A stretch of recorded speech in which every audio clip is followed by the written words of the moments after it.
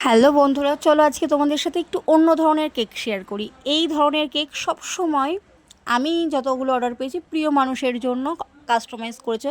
তো এটাও একটা প্রিয় মানুষের জন্যই কেক। তো তার চকলেট পছন্দ বলে পুরোটা চকলেটের জন্য, মানে পুরো থিমটাই চকলেট। এখানে এক্সট্রা একটা চকলেট রয়েছে, মানে এতটা চকলেটই কি বলবো।